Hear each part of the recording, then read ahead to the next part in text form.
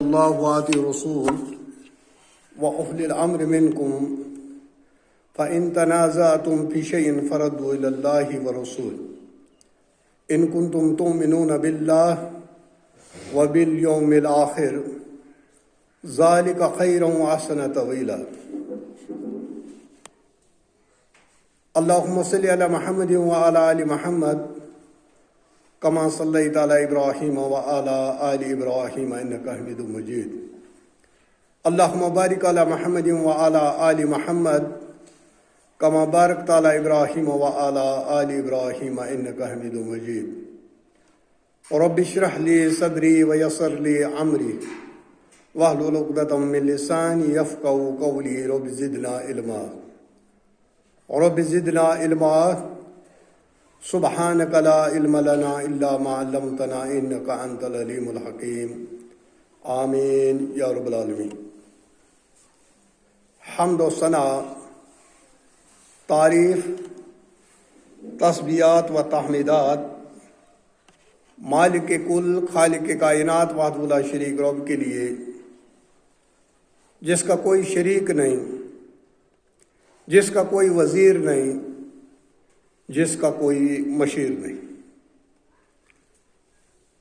بلا وزیر اور بلا مشیر کائنات کے کاموں کو چلانے والا،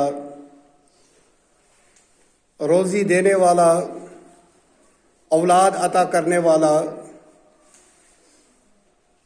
بیماروں کو شفا دینے والا، صرف اور صرف ایک اللہ رب العالمین.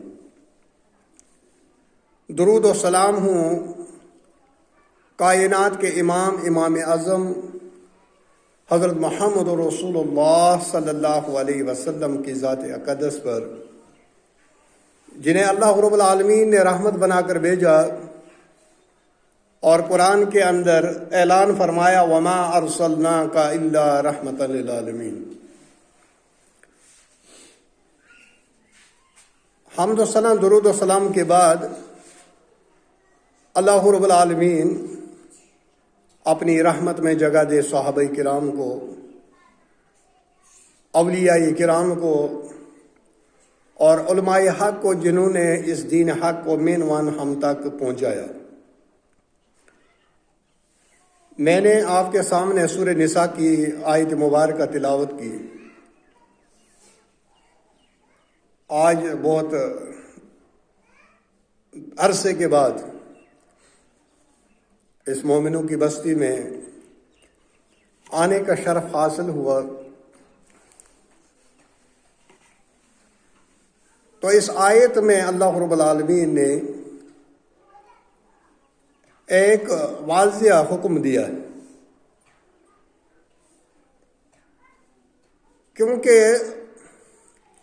شریعت جو ہے، یا اسلام کو ہو یا شریعت کو ہو، یہ دو چیزوں کا مجموعہ ہے. کتاب و سنت، ہم آسانی سے جو عام طور بولتے ہیں کتاب و سنت، یعنی اللہ اور اللہ کے رسول صلی اللہ علیہ وسلم نے جو بھی حکم دیا وہ اسلام ہے، وہ ہمارے لیے مینوان عمل کرنے کی ضرورت ہے. تو جو آیت ہے اس میں اللہ رب العالمین نے ایک طریقہ اور ضابطہ سمجھایا کہ میں تمہیں دنیا میں بھیج رہا ہوں. دنیا کے اندر تمہارا طریقہ کیا ہونا چاہیے، زندگی گزارنے کا جو طریقہ ہے وہ آپ اس کا انتخاب نہیں کرو گے، آپ کی مرضی سے نہیں بلکہ اللہ کی مرضی سے اور محمد رسول اللہ صلی اللہ علیہ وسلم کی مرضی سے چلے گا. ان دو چیزوں کا نام اسلام ہے، اللہ کا قرآن اور محمد رسول اللہ صلی اللہ علیہ وسلم کا فرمان. اس کا نام مجموعہ جو ہے وہ اسلام. اور اللہ رب العالمین نے محمد رسول اللہ صلی اللہ علیہ وسلم کی نصرت کے لیے، مدد کے لیے جو اللہ رب العالمین نے انتخاب فرمایا صحابہ کا.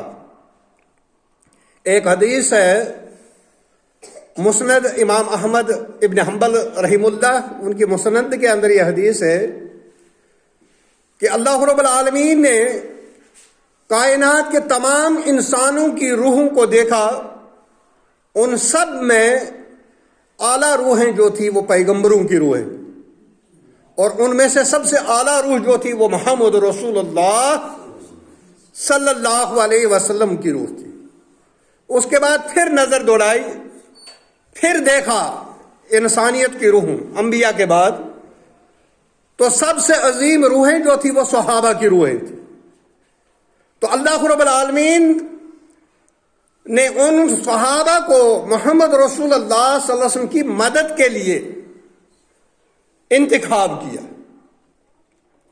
صحابہ کی شان کتنی ہم بیان کریں، ہماری زبانیں جو ہے گنگ ہو جائیں گی، لیکن صحابہ کی عظمت بیان کرنا، ہماری زبانیں گس جائیں گی لیکن صحابہ کی عظمت پوری نہیں ہو سکتی. یہ تو صحابہ ہیں جو محمد رسول اللہ صلی اللہ علیہ وسلم کے پیچھے پیچھے چلنے والے، اور جو ان کا امام ہے محمد رسول اللہ صلی اللہ علیہ وسلم، ان کی عظمت کیا ہوگی. یہ تو کہنا آسان ہے. کچھ لوگ کہتے ہیں کہ یہ گستاخ رسول ہے. ارے بھائی، گستاخ رسول نہیں. ہم رسول صلی اللہ علیہ وسلم سے اتنی محبت کرتے ہیں کہ جب سے نبی کی بات کو سنا ہے، کسی کی بات کو سننا گوارا ہی نہیں کرتے. چاہے نہیں ہمیں کسی چیز کی ضرورت نہیں. جب محمد رسول اللہ صلی اللہ علیہ وسلم کے در سے جب مل گیا، ہمیں سب کچھ مل گیا.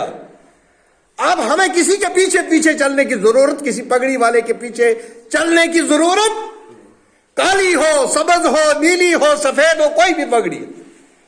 جب محمد رسول اللہ صلی اللہ علیہ وسلم ان کی بات آ گئی، اس کے بعد کسی کی بات کا کوئی وزن نہیں، کوئی اوقات نہیں ان کی باتوں کا. جو محمد رسول اللہ صلی اللہ علیہ وسلم نے بتا دیا، دین کے معاملے میں جو سکھا دیا، بس وہی دین ہے. اس لیے ہم بار بار یہی کہتے ہیں کہ جب دین آپ نے سمجھنا ہو، اسلام کو سمجھنا ہے، تو آپ کو 1400 سال پیچھے جانا پڑے گا. 1450 سال، 1446 سال پیچھے جانا پڑے گا. صحابہ کے جرمٹ میں جانا پڑے گا، صحابہ کی سیرت کو سننا پڑے گا اور پڑھنا پڑے گا. تب جا کر آپ کو وہ اسلام ملے گا جو اسلام اللہ رب العالمین نے خاتم النبیین حضرت محمد رسول اللہ صلی اللہ علیہ وسلم کے حوالے کیا. تب جا کر ملے گا. یہ 1400 سال بعد آنے والا مولوی تجھے نہیں بتائے گا، یہ صحابی بتائے گا، ابو بکر صدیق بتائے گا، فاروق اعظم بتائے گا، عثمان غنی بتائے گا، علی مرتضی بتائے گا، ابو ذر غفاری بتائے گا، یہ آپ کو ابو ہریرہ بتائے گا، عبداللہ بن مسعود بتائے گا، عبداللہ بن زبیر بتائے گا. 1,14,000 یا 26,000 صحابہ وہ آپ کو بتائیں گے وہ دین ہے، اس کا نام اسلام ہے. 1400 سال کے بعد کوئی پگڑی لگا کر آئے، کالی پگڑی، پھر وہ کہے میں دین بتا رہا ہوں. نہیں، اس دھوکے میں نہیں آنا. یہ شعبدے باز دنیا میں آتے رہیں گے اور قوموں کو برباد کر دیں گے، کیونکہ محمد رسول اللہ صلی اللہ علیہ وسلم نے فرمایا جو دجال ہے، دجال کی یہ تو خبر ہونی چاہیے ایک انسان کو، وہ کیا کیا کرتب دکھائے گا. دجال آپ کے پاس آئے گا، مجھ پر ایمان لاؤ، وہ تمہارے 100 سال مرے ہوئے باپ کو زندہ کر دے گا. اس وقت تمہاری حالت کیا ہوگی. یہ دجال کا فتنہ جو ہے بہت بڑا فتنہ ہے، اور چھوٹے چھوٹے دجال محمد رسول اللہ صلی اللہ علیہ وسلم نے فرمایا چھوٹے چھوٹے دجال اس سے پہلے آئیں. یہ شعبدوں کی طرف مت جاؤ، ہوا میں اڑنے والوں کی طرف مت جاؤ، پانی پر چلنے والوں کی طرف مت جاؤ، یہ سارے شعبدے باز ہیں. محمد رسول اللہ صلی اللہ علیہ وسلم نے بتا دیا کہ اگر کوئی ہوا میں اڑتا ہو وہ اولیاء نہیں ہو سکتا اگر محمد کی شریعت سے باہر ہے صلی اللہ علیہ وسلم. اس لیے میرے بھائیو، دین وہی ہے جو محمد رسول اللہ صلی اللہ علیہ وسلم نے صحابہ کو سکھایا، جو صحابہ نے تابعین کو سکھایا، تابعین و محدثین ہوتے ہوتے ہمارے تک پہنچا، اس وقت بھی اسلام کی صحیح شبیہ، اس کی شکل و صورت صحیح موجود ہے، لیکن ہم اس کو حاصل کرنے کی کوشش نہیں کر رہے، ہم اس کو ایرے گیرے نہ تو کھیرے سے سن رہے ہیں، اسی لیے اسلام پر انگلیاں اٹھ رہی ہیں۔ ورنہ ایک زمانہ وہ بھی تھا جب ایک یہودی بھی جب مسلمان کو دیکھتا تھا کہ مجھ میں، وہ یہ کہتا تھا کہ میں اس سے محفوظ ہوں، اس سے مجھے کوئی تکلیف نہیں پہنچ سکتی، لیکن افسوس کا مقام ہے آج ہمیں اپنا مسلمان بھائی وہ مجھ سے محفوظ نہیں۔ یہاں وقت آ گیا، سدھرنے کی ضرورت ہے، سمجھنے کی ضرورت ہے، اسلام پر عمل کرنے کی ضرورت ہے، اصلی اسلام سمجھنے کی ضرورت ہے، جعلی لوگوں سے بچنے کی ضرورت ہے، ان دجالوں سے بچنے کی ضرورت ہے۔ جب تک آپ دجال کے فتنے نہیں سمجھ سکتے تو اب تک آپ کو کوئی بھی آئے گا شوبدہ دکھا دیا، آپ بولو گے ولی اللہ ہے، اللہ کا ولی محمد رسول اللہ صلی اللہ علیہ وسلم 23 سالہ نبوی زندگی میں کبھی بھی انہوں نے دعویٰ نہیں کیا کہ میں آپ کو معجزہ دکھاؤں گا۔ اولیاء کے پاس کرامت وہ اللہ ظاہر کرتا، اولیاء کے اختیار میں نہیں ہوتی۔ یہ عقیدہ بنا لو، ایمان بنا لو، اولیاء بہت اونچے ہوتے ہیں عوام کے اندر، لیکن ان کے ہاتھ میں کرامت نہیں ہوتی جب تک اللہ ظاہر نہ کر دے، اور معجزہ نبی کی اپنی طرف سے نہیں ہوتا، اللہ کرواتا ہے معجزہ۔ نبی کریم صلی اللہ علیہ وسلم نے 23 سالہ زندگی میں کبھی یہ نہیں کہا کہ میں تمہیں یہ دکھاتا ہوں، معجزہ دکھاتا ہوں، نہیں۔ یا الذین آمنوا اطیعوا اللہ واطیعوا الرسول، اے ایمان والو اللہ کی اطاعت کرو اور اس کے رسول کی اطاعت کرو، وَأُولِي الْأَمْرِ مِنْكُمْ، اور جو تم میں سے بڑے ہوں ان کی اطاعت کرو، جو آپ کے معمولات کو سنبھالنے والے ہیں ان کی اطاعت کرو، علماء کی عزت کرو، وہ تمہارے اولی الامر ہیں، وہ تمہیں حق اور باطل میں تمیز کر کے سکھائیں گے۔ وَأُولِي الْأَمْرِ مِنْكُمْ فَإِن تَنَازَعْتُمْ فِي شَيْءٍ، پھر اگر آپ کو اختلاف ہوتا ہے، ہو سکتا ہے، اللہ جانتا ہے، انسان ہے، غلطیوں کا پتلا ہے، غلطی ہو جائے گی، سمجھنے میں، گھر میں 4 بچے ہیں ایک باپ کے، ہر ایک کا مزاج برابر، تو اتنی کائنات بڑی ہے، اتنے لوگ ہیں اربوں خربوں کے حساب سے اور ہزاروں کے حساب سے مذاہب ہیں، ان میں تو اختلاف ہو سکتا ہے۔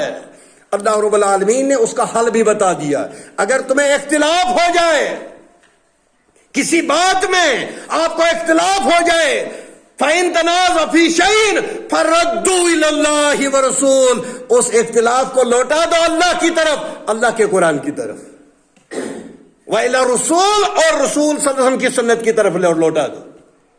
اگر اختلاف ہے، دیوبندی اہل حدیث کا اختلاف ہے، جماعتی اور دوسرے کا اختلاف، اہل سنت اور دوسرے شیعہ کا اختلاف ہے، اس کے لیے اختلاف کا حل بتا دیا، فَإِن تَنَازَعْتُمْ فِي شَيْءٍ فَرُدُّوهُ إِلَى اللَّهِ وَرَسُولِهِ، پھر تمہارا فیصلہ کرے گا اللہ کا قرآن، کرے گا محمد رسول اللہ صلی اللہ علیہ وسلم کا فرمان کرے گا۔ اللہ رب العالمین نے اصول بتا دیا اور آگے وعید بھی سنایا، ان کنتم تؤمنون باللہ، اگر تمہیں اللہ پر ایمان ہے، وبالیوم الآخر، اگر تمہیں آخرت پر ایمان ہے، پھر آپ کو یہ اصول ماننا ہی پڑے گا۔ وبالیوم الآخر ذالک خیر واحسن تأویلا، اور یہ بہترین طریقہ ہے جو محمد رسول اللہ صلی اللہ علیہ وسلم لے کر آئے۔ یہ عظمت والا پیغمبر جو تمہیں دے رہا ہے، اس کو پکڑو، فخذوہ، اس کو پکڑو، جس سے روکے اس سے رک جاؤ۔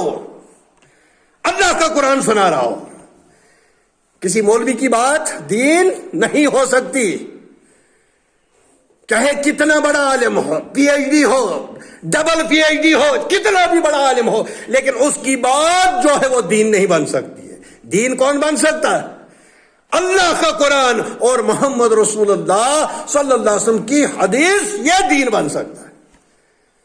کاش اگر مسلمانوں نے اس اسلام پر صحیح طریقے میں عمل کیا ہوتا تو پھر یہ حالات نہیں ہوتے. اس وقت غلطی مسلمان کر رہا ہے اور انگلی اسلام پر اٹھ رہی ہے، حالانکہ اسلام بیچارہ اس کا تو قصور نہیں ہے. میں غلطی کر رہا ہوں اور انگلی کس پر اٹھ رہی ہے؟ اسلام پر اٹھ رہی ہے. اس لیے مسلمان جو ہے اس معاشرے کے اندر اعلیٰ کردار کا مالک ہونا چاہیے. اس کا کریکٹر بہت اونچا ہونا چاہیے، یہ لوز کریکٹر نہیں ہونا چاہیے.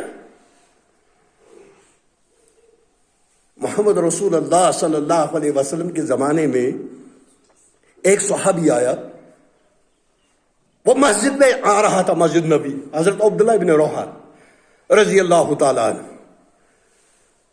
محمد رسول اللہ صلی اللہ علیہ وسلم نے حکم دیا بیٹھ جاؤ.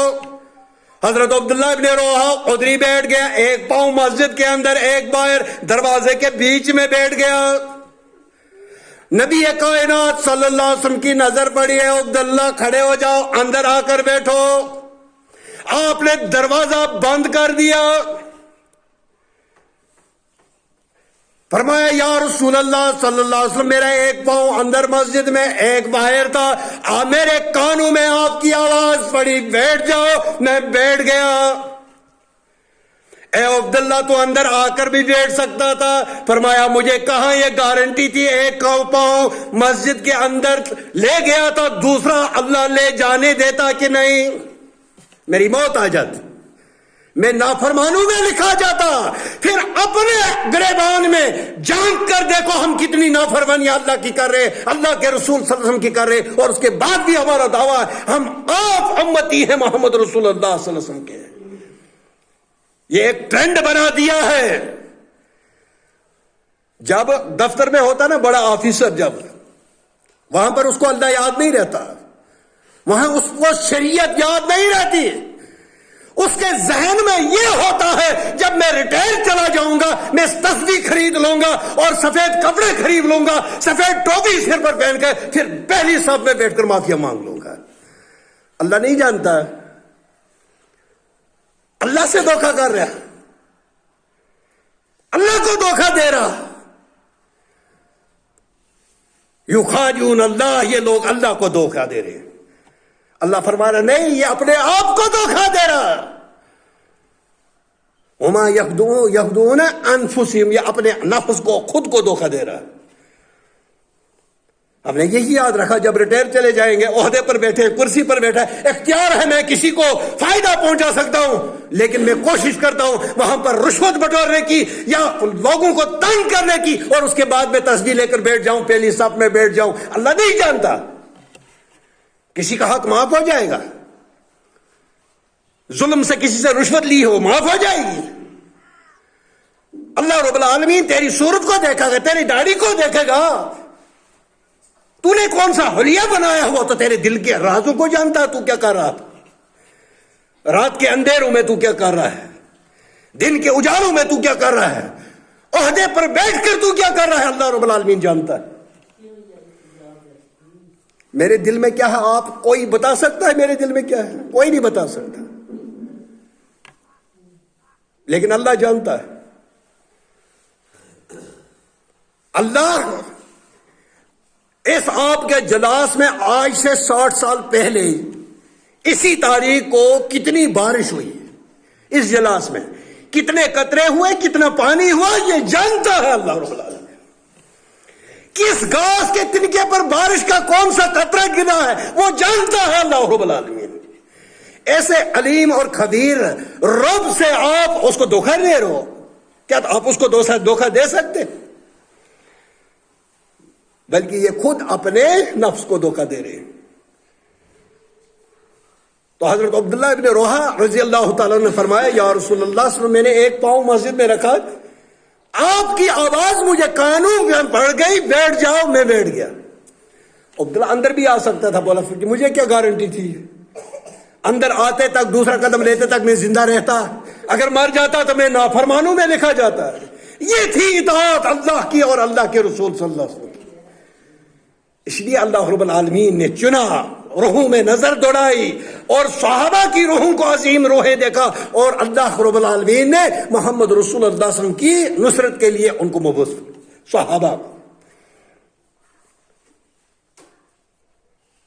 حضرت خزیمہ بن ثابت انصاری رضی اللہ تعالیٰ عنہ ایک صحابی ہے، مدینے میں موجود ہے، محمد رسول اللہ صلی اللہ علیہ وسلم ایک سفر سے آ رہے ہیں، ایک یہودی نے کیا کیا، اپنا گھوڑا بیچ دیا، اونٹ بیچ دیا۔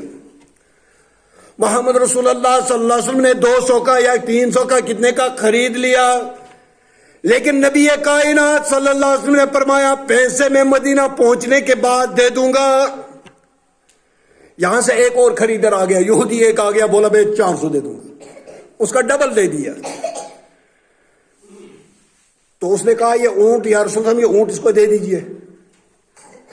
فرمایا دھوکہ کیوں دے رہا ہے، جھوٹ کیوں بول رہا ہے، اس کا سودا ہو چکا، میرے ساتھ ہوا۔